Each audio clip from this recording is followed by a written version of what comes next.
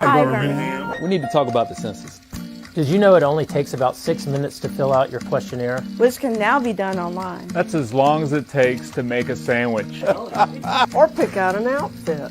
Or send an email to your city councilor. The census data helps us secure federal funding. It's about time that you filled out your census to help with things like public schools, Roads and projects. that would impact our city for decades. We're counting on you to be counted. so we can keep the Magic City marching forward.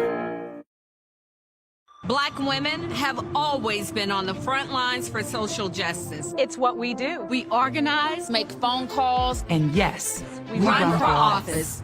all while being fly. We stand up, Stand up to systemic racism fight for health care and justice for all our citizens and use our power, our right, our responsibility. Black women. Let's vote. Vote, vote. For Joe Biden and Kamala Harris. Your turn, fellas. Okay, we got this. Fellas, brothers, we've heard our sisters, Our mothers, our wives, and daughters cry out for equality. equality all across this country. And now it's our turn. our responsibility. To take our power back. Black women vote more than black men. And it's time we change that. Don't give your power away. Every single vote counts in this election. Show up Show out. And vote for Joe Biden and Kamala Harris.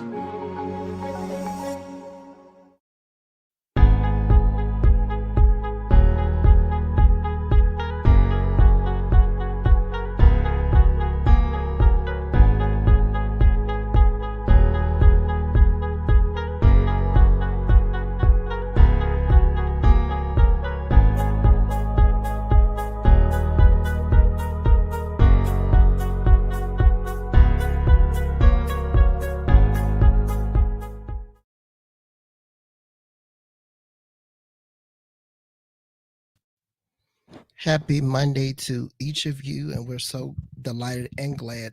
And we thank each of you for joining us for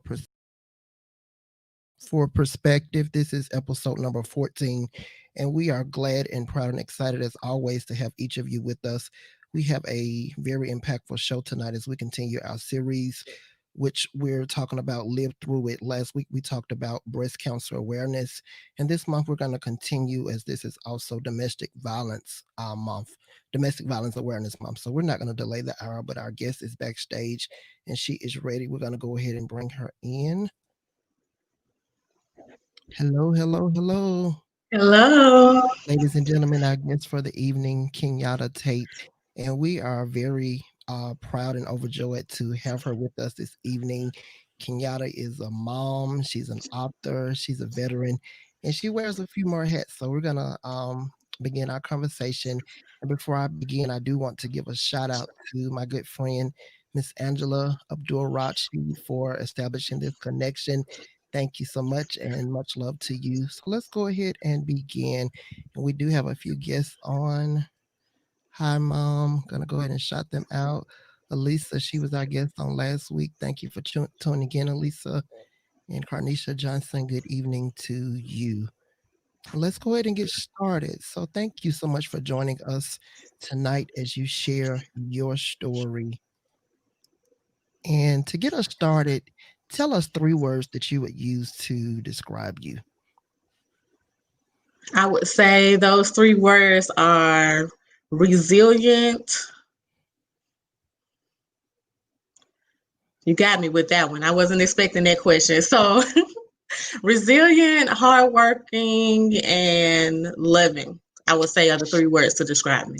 Okay, I love it. I love it. And for those of you who are wondering why she used those 3 words, at the end of this show, I think you'll have a better understanding as to why she used those 3 words. Again, we are continuing our series, Live Through It, which will actually be a 3-part series, which will end on last week. And for those who tuned in last week, we talked about breast cancer awareness. For those who did not see that show, Elisa Boyd was our guest, and it was an amazing conversation. So you can go on our Facebook page and watch that, or the YouTube channel to watch that. And tonight we're talking about domestic violence awareness. So let's get started. So, and I don't want to give away too much because I've read the book, but we do want to provide a great conversation tonight. So let's get started. your journey with domestic violence. It started, as many do, in a relationship. So tell us about this man. When did you meet him, and how did you meet him? Yes, so I met this man we're going to name Sean. I met Sean in the summer of 2001. It was just a month after I graduated from high school. I met him through one of my friends. My friend was dating his cousin, and so that's how I met him. Okay. And when you first met him, did you think it would pop off in a relationship or friendship, or what kind of thoughts were going through your head when you met him? Definitely a relationship. I hadn't really dated anyone prior to him, not seriously dated. It was that, you talking to somebody or y'all go together, but it wasn't, real. Okay. And this was like the first real relationship that I was in. So I definitely was looking for a relationship. Okay. Okay, so let's fast forward a little. So you get with Sean, and let's talk about some of the good things or things that you liked or saw that could have been a plus for you in the relationship. Well, Sean was older. I didn't know that at the time. I figured he was a little bit older than me, but not as old as he ended up being. So I thought that was a plus. I figured he would be mature, and he would know a lot more than I did. We talked about, having a family together, talked about, my future goals, and, he would pick me up from work and we would take long walks in the park and we would talk for hours at a time, on the phone. And so I thought, this was somebody I could spend the rest of my life with, somebody I believed in soulmates, and I still do. But then I thought I had met, my soulmate. Okay. So we've had the months, and I'll even say weeks of all this phone conversations that turned into 2-hour conversations, him picking you up from work, all this good stuff. So at what point did you notice, okay, something ain't right, or these are a few warning signs I really need to look out for? Yes, and that's the thing. There were warning signs, but a lot of times, we kind of talk those things away. Oh, he just really cares about me. But some of the things that I noticed was the friend that I told you I met him through. He started not wanting me to hang out with her. He thought she was a bad influence, so he didn't want me to be, have friends. And she was my primary friend at that time. And then, like, if I spoke to someone or, looked at them too long, smiled too much, or even if I ran into somebody I knew already, like I remember being in the grocery store one day and I ran into somebody from high school. And every time we would see each other, I just say, hey, and say their name and run up and hug them. And that's what I did, but he was with me and I remember hesitating. Like after that, like, oh, what is this going to turn into? So those are some of the things that I noticed that should have been red flags for me, but I didn't, really pay attention to it at the time. Okay. And let's kind of back up for a minute because I want everybody, this is real conversation tonight. So I do want to go ahead and give the definition of domestic violence. So domestic violence is a pattern of violence or intimidation in an intimate relationship by one intimate partner against another, designed to establish power and control over the victim. It may be physical, sexual, and includes psychological abuse or assault or assaults. And then also, real quick, we want to give the statistics. So these are current and most recent statistics. 31% of Alabama women and 26.9% of Alabama men. So it's very important that we realize that this just doesn't affect women, but it affects men as well. Alabama men experience intimate partner physical violence, intimate partner sexual violence, and or intimate partner stalking. So for those who wonder it, stalking can lead to domestic violence, but I'm gonna do a whole nother show on stalking in the future. We can guarantee you that. And these are things that we have to talk about. And I know that this may be hard for some that are watching, and I want to say this, it's okay not to be okay. So if you need to go and grab you some tissue, or you may need to watch this at a later time, it is perfectly understandable. So it's real conversation. So let's dive back into the conversation. So you've noticed those warning signs. And when you noticed those warning signs, what was your initial reaction or thought? My initial reaction was I thought he was overreacting and in some ways, and then in some ways I was thinking like, oh, he's doing that because he wants to make sure that, you know, I'm not talking to anybody else, you know, those types of things. But I realized later that these were warning signs to something much bigger. And I think the reason why I didn't notice that is because I talk about this often, but prior to me finding out that there was help out there for DV survivors or victims, I had never met anyone who had experienced domestic violence. I don't remember anyone coming into my school and talking about, you know, these are the warning signs. This is what to look out for. So I did know that these were things that I should have been worried about. Gotcha. And so we go past these thoughts and things that were going through your head, and let's talk about, was there any, before the abuse started, was there any moments where he tried to keep you away from certain family members or friends? Because for those who are not familiar with the way domestic violence works, they kind of spot out the stronger people or that those that you're close to. And when they spot those out, they make it their business to pull you away. Did that ever happen with you and Sean, as we call him? Yes. So I would say prior to, like, early on in our relationship, I actually fell out with my parents. Okay. And so at that time, I was really, really stubborn, and I felt like they had wronged me so bad that I just could not go back home. And so he knew that. And then there were times where I tried to reconnect, and, you know, he would be the one in my ear, like, they don't really care about you, you know, saying things, I feel like, just to keep us distance. So yes. Now I don't think he didn't start off trying to do that from the beginning, but I think he probably saw an opportunity there, especially when he saw what was going on with our relationship. Okay. And so let's talk about the abuse. And you experienced verbal and physical abuse. Yes. Just briefly, like I said, this is open dialogue. What were some of those demeaning things that he said to you? Some of the things that I remember later on, I'm trying to think of some of those early on, but I know later after I had kids, he would say stuff like, nobody's going to want you, you know, with 3 kids. He would say stuff like, I was shape funny, who's going to want me? You know, he would say, he wouldn't necessarily say like real negative things all the time. I felt like in the beginning we had some incidents that were physical, but eventually turned to just verbal. Okay. So I felt like he was just always like controlling, make you think like he saw me in the car with somebody, or, you know, are you sleeping around with somebody? Is that my child, you know, that I had? Was it his child? You know, those type of things that I felt like was more like psychological abuse. Gotcha. As opposed to physical, but there were some physical aspects to it as well. Okay. And let's talk about the physical. Like I said, I don't want to give too much detail from the book, but I do want to talk about one experience. The experience where you were at work and you were due to get off. Let's talk about that.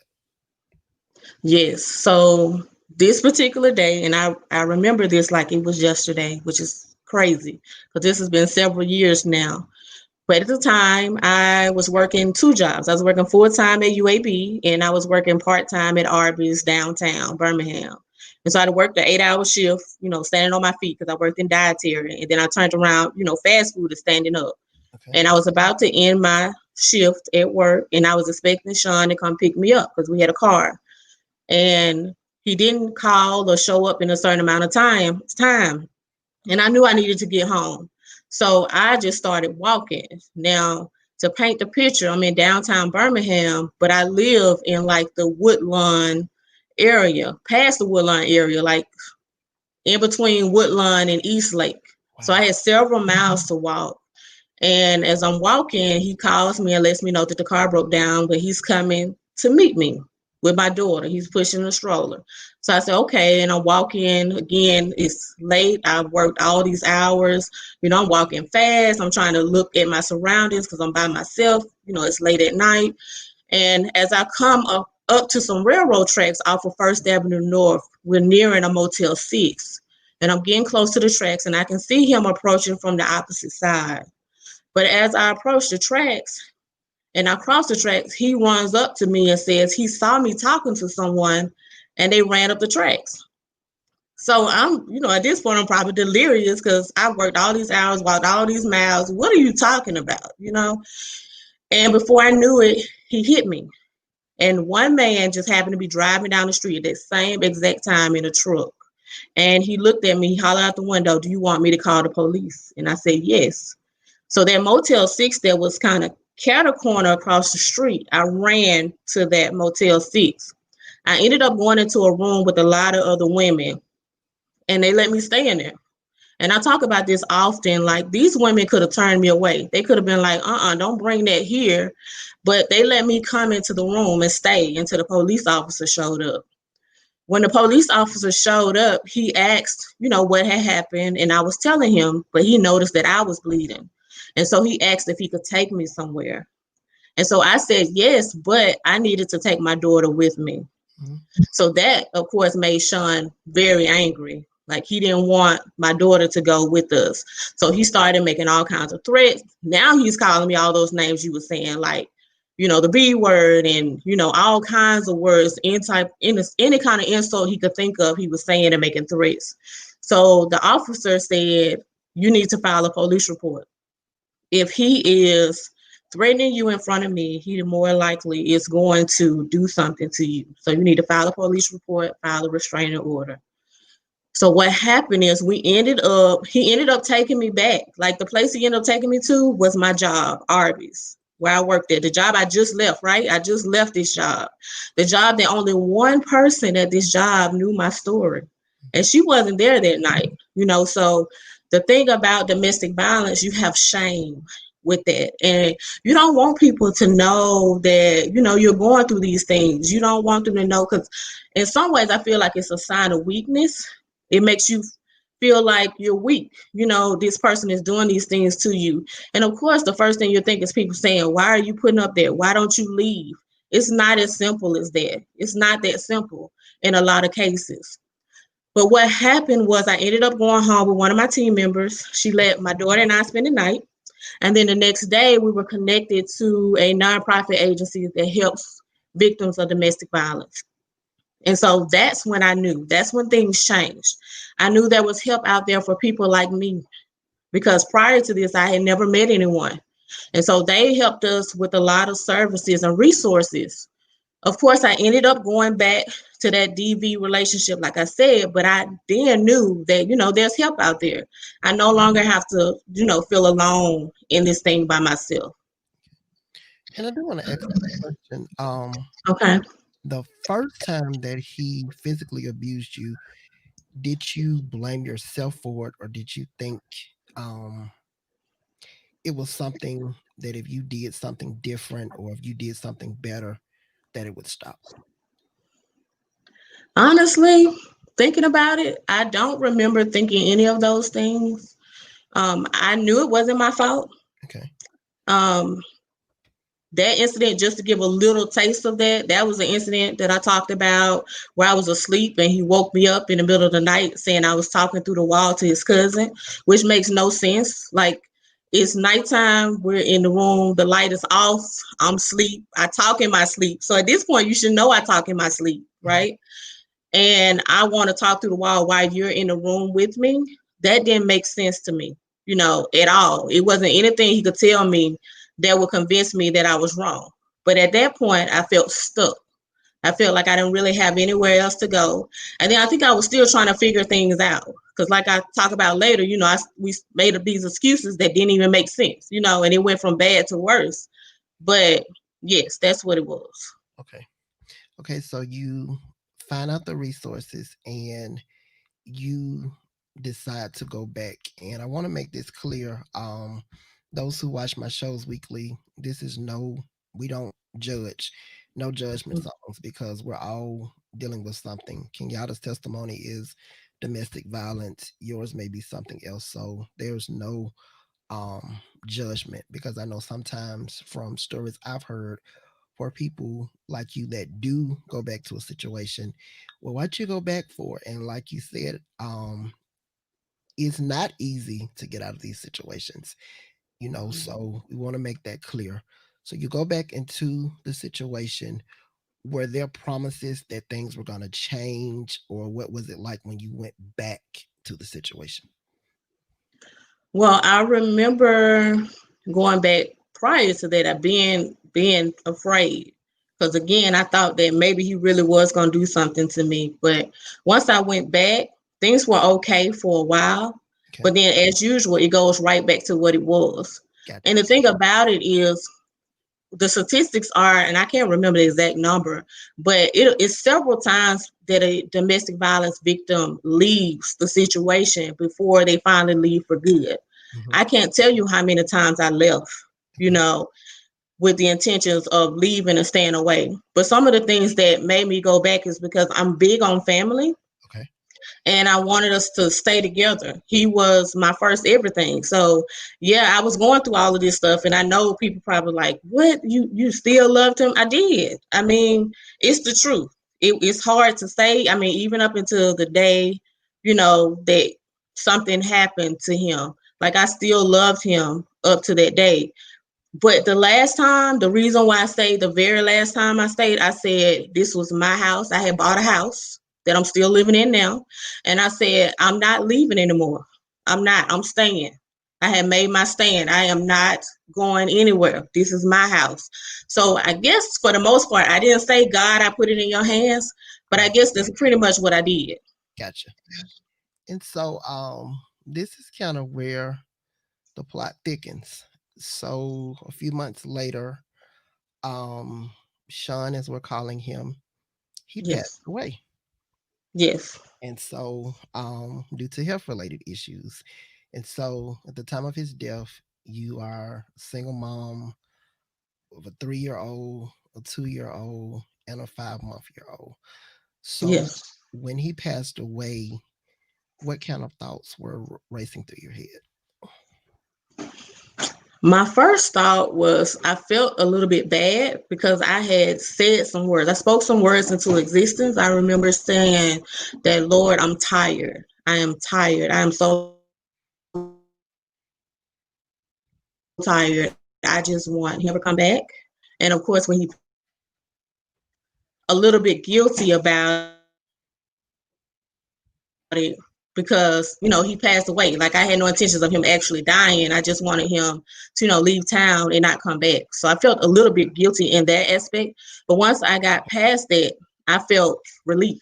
It was no longer walking around on eggshells. I could actually talk to people. Like, I was in my reserve unit, and for, I want to say, the first few years, like, I barely talked to people, because I was too afraid to really get to know people, because I might be outside and somebody speak to me and he thinks something's going on. Mm-hmm. And so that changed everything. That's when, I was able to go back to church.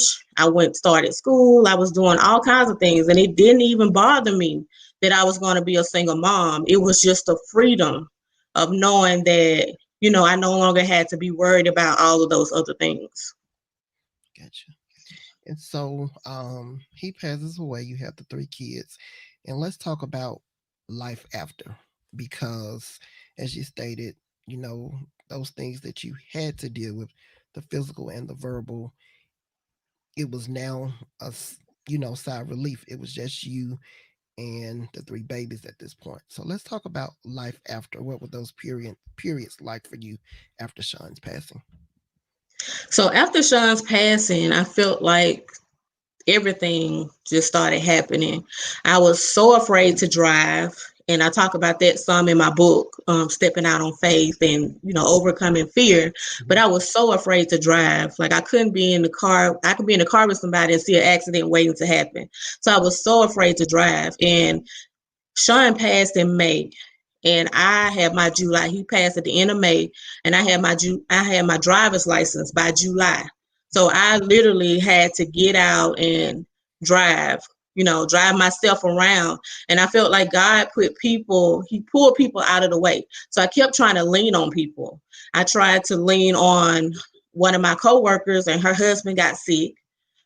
Well, actually, she got sick. And then I tried to lean on one of the cousins, and her husband got sick. And so I really believe that God was saying, okay, you can't lean on other people. You need to be able to do this thing yourself. Because prior to that, I was catching a bus if I wasn't riding with my friend to work. And so I thought that was a huge thing. And that, Sean was blocking a lot of things that I was supposed to be doing. Gotcha.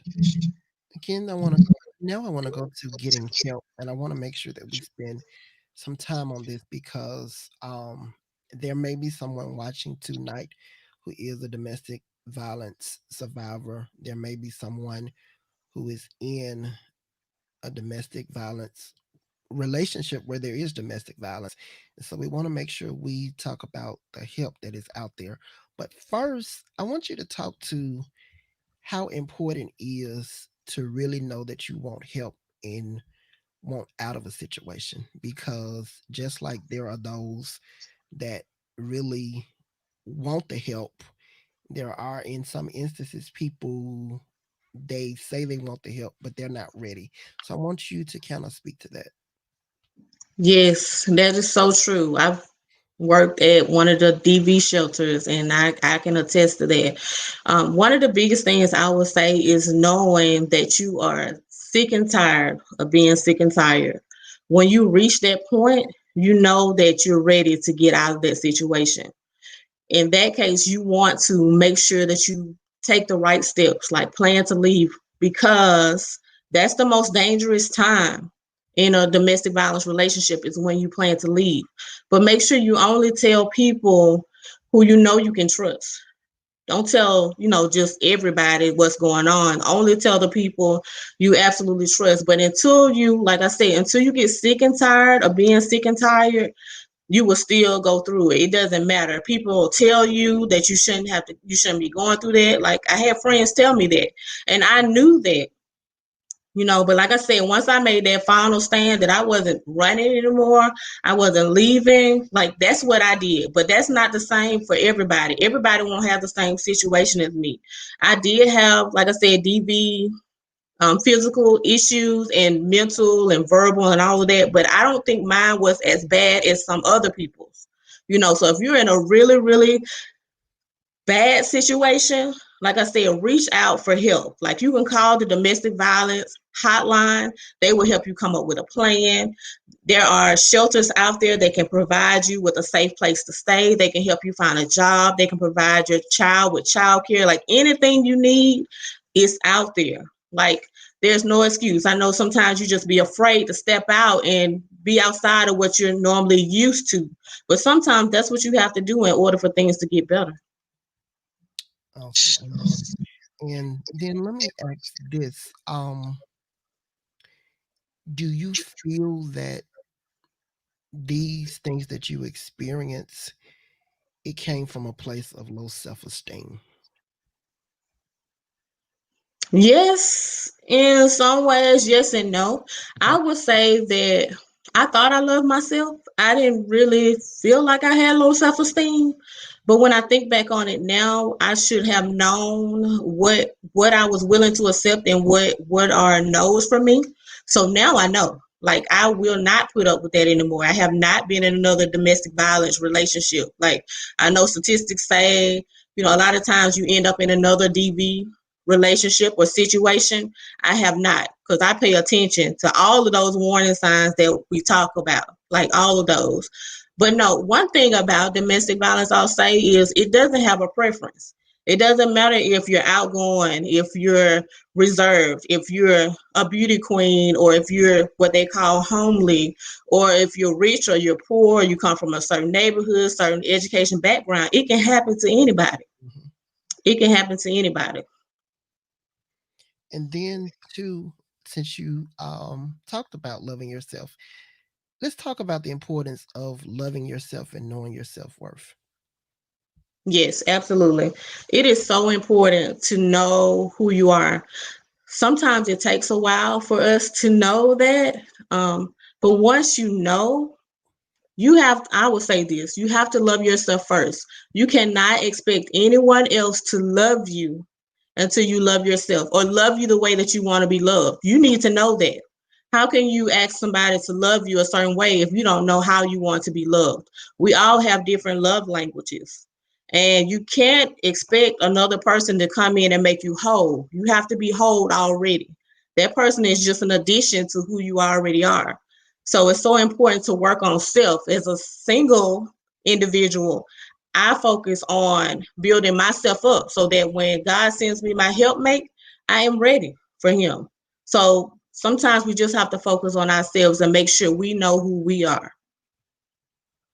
And then I also want to make sure that we get this in because I think it's very important. What would you say to single moms who have young girls that they're raising? And I would even say in your case, what would you say to them? They may be in a domestic violence relationship. How important is it to be transparent with your daughters so that the cycle does not repeat? And let me be careful how I say that because I Yes. do understand that sometimes, you can do all the talking in the world, the Yeah. praying, life happens and things just happen. But how important is it that single moms have these talks with their daughters? It is so important that you have these talks with your kids. I would tell you, I talk to my kids all the time. I am very open about what happened. I tell them that, I love their dad and he loved them, but the things that I went through were not acceptable. No one should ever put their hands on you. It doesn't matter what you did. If that's the case, you should walk away. Y'all should not be together. I don't care if it's a man or a woman, because women abuse men too. I tell them that, and I talk to them often about it. And if we happen, like I know we watched Tina Turner once, and I showed them like what she went through and the things that she should not have gone through. But I think this is so important because if your kids know the warning signs or the things that happen, they are already prepared and they can say, hey, you know what, my mom talked about this, I need to get out of this before it gets out of hand. These are things that need to be addressed. We can't sugarcoat anything in this current world that we're in. We need to just tell it like it is and let them talk to us, like have a conversation. And like you said, a lot of times with our kids, we tell them stuff and they just like, mom thinks, okay, mom, she thinks she know everything, but they're actually listening, and when that situation comes up, it'll kick in, because y'all have already talked about it. But if you haven't talked about it, like my situation, I had no idea what I was going to end up in. And then I didn't know what to do when I found myself in an actual situation. I had no resources. But the great thing about it, I would say about the YWCA and our AmeriCorps program is that we have members who go out into the high schools and they teach the students, high schoolers and middle schoolers, like what those warning signs look like, what a healthy relationship looks like, so that they are already aware that if they find themselves in this situation or if they are already in it, like, hey, I need to reach out and get some help because high schoolers are experiencing it too. Yes. And it's something that needs to be addressed early. And then something else I want to pick up on. I know this next statement, you've heard it just like I've heard it. For so long, it was said, what goes on in this house is staying in this house. Well, and, we can take that to mean that what goes on in this family stays in this family.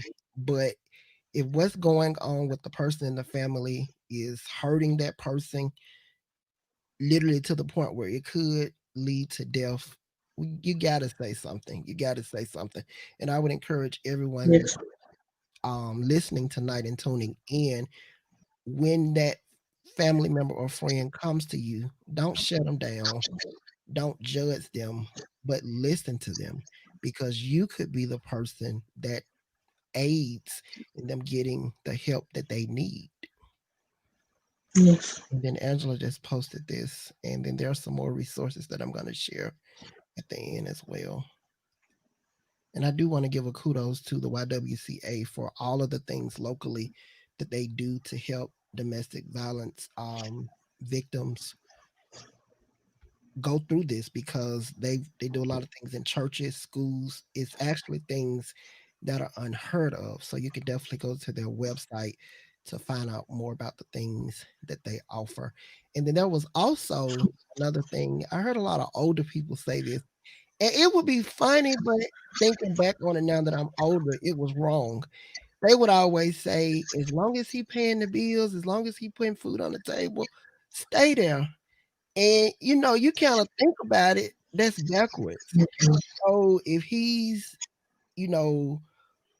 dogging this lady out, if he's beating her, you have to think about all that stuff. So, I think that comes a time when you, as you stated earlier, you really have to do a self-examination on yourself and know your worth. And, when you love yourself, it's just certain things that you're not going to take. So, being where you are now, and we still have a great amount of time. I want to make sure I get everything in. Being where you are now, and you just had a birthday on Saturday. So again, happy birthday to you. What would you say to 12-year-old Kenyata? If you had a chance to talk to 12-year-old Kenyata, what would you say to her? So I have a question. So is this 12-year-old Kenyatta who knows what she's going to go through, or no? Still trying to find herself in a place of becoming a young girl, but coming into it at her own place, I would say. So everything that you've gone through now, what would you say? Yes. To that 12-year-old Kenyata? I would definitely tell my 12-year-old self to give myself grace. I am going to make mistakes. However, I am resilient. I will learn from my mistakes. I need to make sure I know who I am and love me first. I would definitely tell myself that, and to know that the sky's the limit. I can do anything with God. Awesome. I love it. And then let me ask you this. Where do you see yourself 10 years from now? In 10 years from now? Okay, so in 10 years from now, I see myself running a nonprofit, helping students learn how to read, third graders learn how to read. That's something I tapped into while serving with United Way. And of course, I want to be able to, I'll be debt free. So I'll have an opportunity to be a blessing to other people.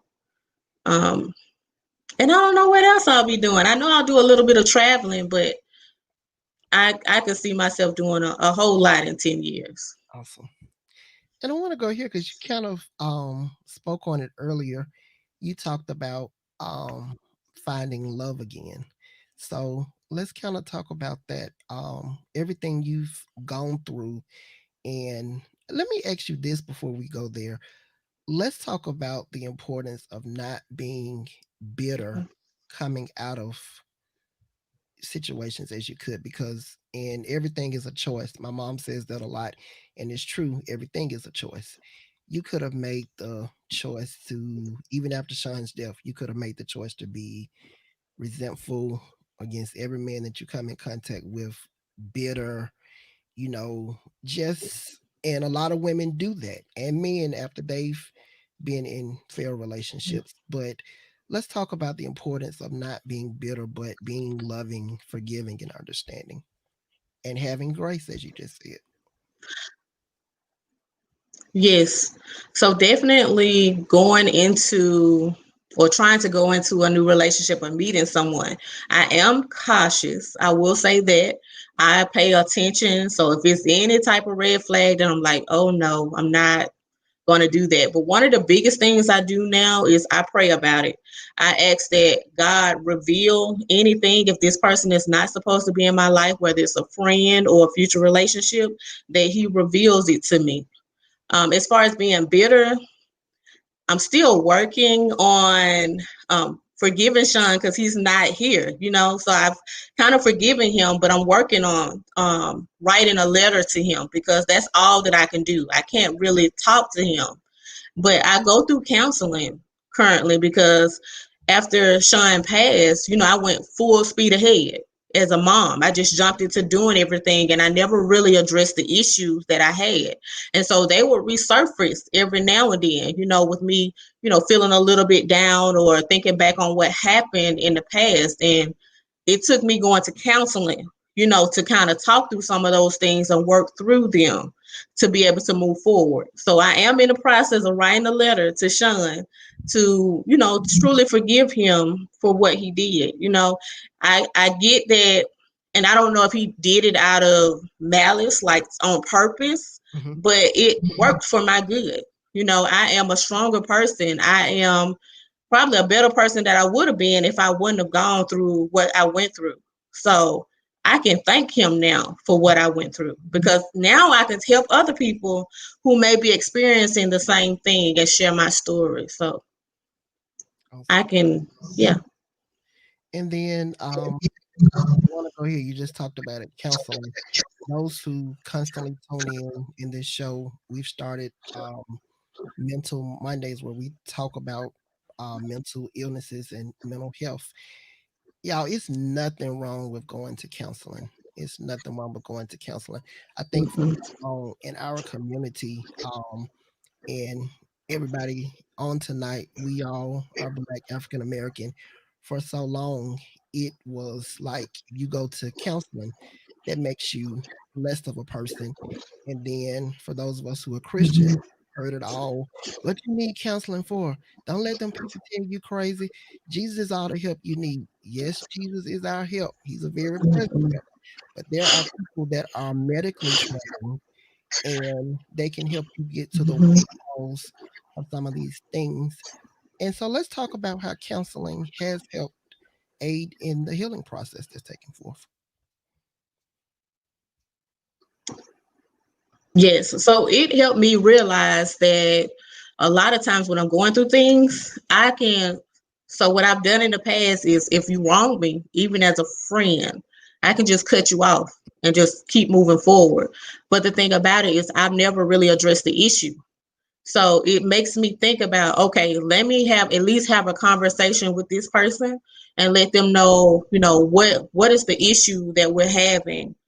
Even if we don't, talk anymore, I still will address it as opposed to just shutting it down and never really addressing it.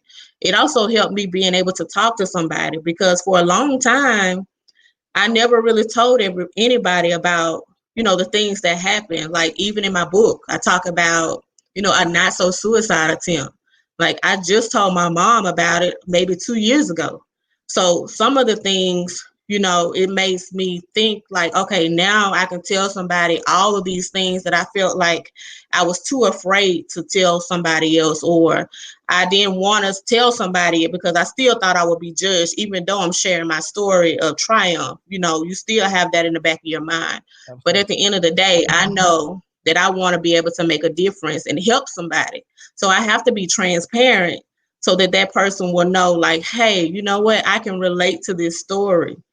She just talked about exactly what I'm going through or what I went through, just to be relatable. And so that helps a lot. Like you can't expect, like I won't expect to get information from somebody if I was married, ask somebody that's not married information because they've never been married. So they can't, I can't relate to them. But if you've gone through what I've gone through, I can better relate to what you're talking about.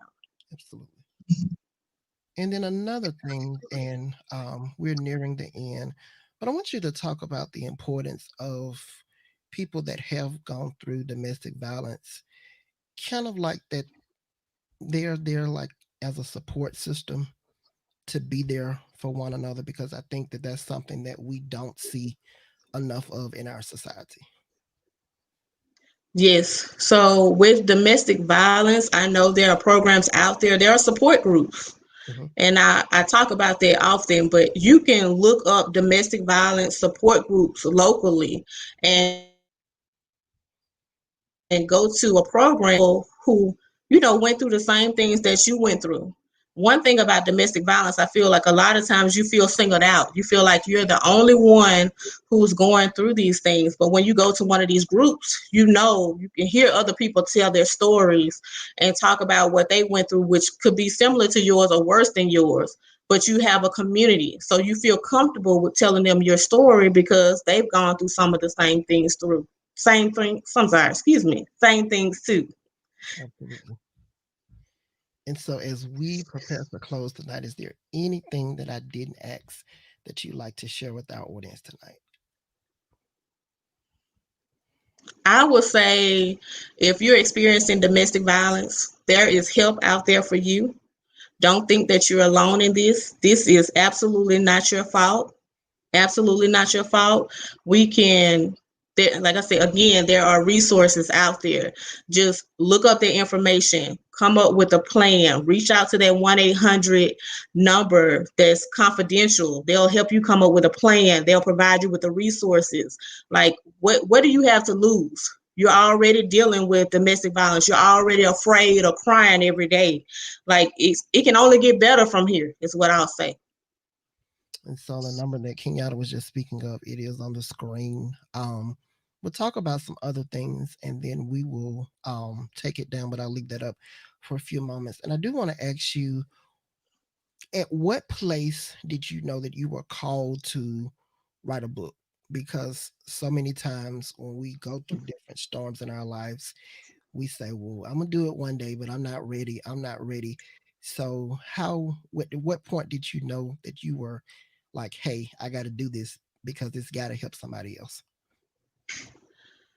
Well, I remember being in a group called Hello Ruth, which is now a nonprofit, and they wanted to publish a book with, everybody in the group just, typing up their own chapter.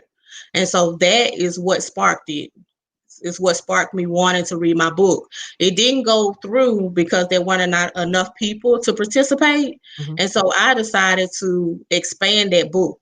But I knew that my story, I felt like would help a lot of people, and not just domestic violence related, like as a single mom or overcoming fear, stepping out on faith. Like, there are a lot of things that happened after DV. DV started my story, but it's not where it ended.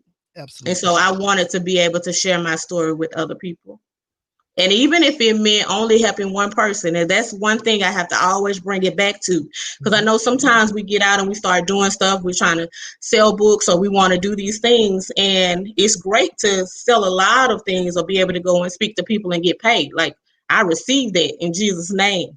Absolutely. But I would say this, that even if I help one person, that one person makes a difference. And that's what I remember when I joined AmeriCorps, because I wanted to make a difference in other people's lives. And I realized I could do the same thing through my book.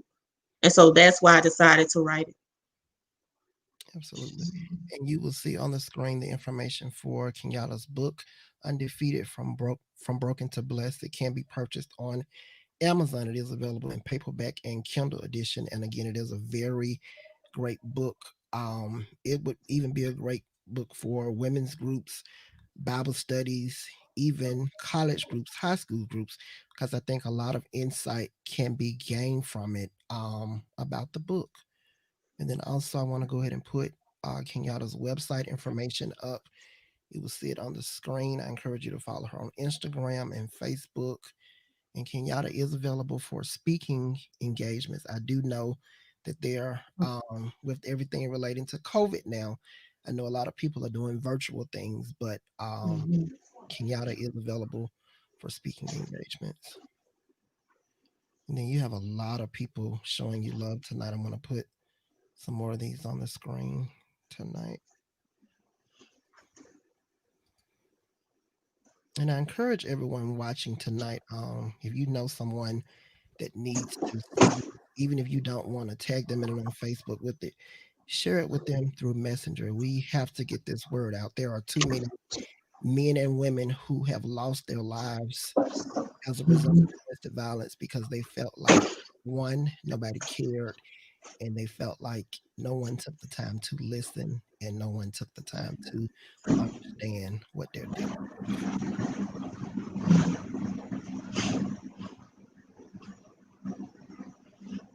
All right, and then I also want to put the website for the National Coalition Against Domestic Violence. You will see that on your screen. And then that website, they have a lot of resources on there. If you like to donate, this hasn't affected you, or if it has affected you, you like to donate, you can donate. They have resources all over the country. This is a site where you can go on and learn statistics for your state. If you like to see the statistics, we can find support in your local state. So this is something that I encourage you to watch as well. And these things will be posted in the backstage group. I will post it after the show for those who want to join. And so everybody that has been watching the show, we've been doing this for the past month or so. We're continuing. So the census has been extended after a court order from a judge to October 31st. And we've been talking about it for weeks. So there's still time for you to get that census done. Again, I'm gonna say, as I've been saying, they've been calling you. They're not calling you because they just want to talk to you. I guarantee you need to fill out that census. Please, sir, please, ma'am, take the time to do that. As you saw in the video, for those who tuned in the beginning, it only takes 6 minutes to complete that online. And again, if you complete online, you don't have to have a registration code, but please go on and do that. Alabama, we're still in the last place, so we have a few more weeks to get us out of the last place. And for those who are wondering, like, how can I get my roads repaved? How long do I have to drive around like this? Why doesn't Birmingham get more things that other cities have? The census determines that. It's only done every 10 years. So please take the time to do that. And then this is also something else we do every week. So we are 22 days until the November 3rd election. I know we started talking about it in August, but when we started, we were like 60 some days. So time is definitely flying. So if you have not registered to vote, I encourage you to go ahead and register to vote. I'm going to put that site up just in case you need to register and find your polling place. You can go to vote.gov to find your polling place. And then also those locally in Alabama, I know many of you have wondered, they are still doing early voting at the Jefferson County Courthouse on the 5th floor, Monday through Friday from 7 a.m. I think it wraps up about 5 p.m. daily on the 5th floor. But today, they just announced this on the news for the next 2 Saturdays, October the 17th, this Saturday, and next Saturday, October the 24th. State representatives have sponsored special early voting on Saturdays from 9 to 1. And it's on the 5th floor. And the cool thing about this is they know how some of y'all act when you have to stay in line. So they look out for you. They're going to have food trucks for those who say, well, I can't stand in line that long. I got to eat. So you'll be able to get something to eat if you have to stand in line. There are going to be groups, choirs, and line dancing. So if you want to take advantage of the early voting, this was actually done because they do realize that a lot of us, we just can't take off work on election day for that amount of time. So if you do want to go, I encourage you to take charge of this. And how I want to end this show, I allow my guests to appeal to the audience the importance of voting. So Kenyata, the floor is yours, if you would, ma'am. Yes, so voting is so important. I plan to be there. I know sometimes there are things that make us not want to vote. We think maybe our vote won't count, or they're suppressing our votes. But if we don't go vote, and other people vote for the other party, then we're going to end up in the same situation we ended up in this last election, and we can't let that happen. Absolutely. Because I feel like things are just going to get worse. So please go out and vote. Absolutely.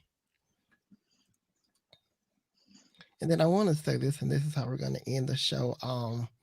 Shaquille O'Neal, he actually voted for the first time on yesterday, and he said it felt great to vote. So, of course, we're not here to judge. He got it done. So if you're a person like him, you haven't been voting, please understand the seriousness of this election. We do have a lot at stake. And I do realize that there are some amendments that are on the ballots. In the coming weeks, I will have guests on the show to talk about those amendments so you can know what you're voting for. But I want to thank you again, Kenyata, tonight for being a guest, sharing your transparency and being open in a help that it would help someone else. And then again, guests, I want to thank you all for tuning in tonight and Kenyata's book information that will be posted. And as always, I want to thank you all for tuning in. Keep the faith, and we will see you next Monday. Have a great night. Thank you. You're welcome.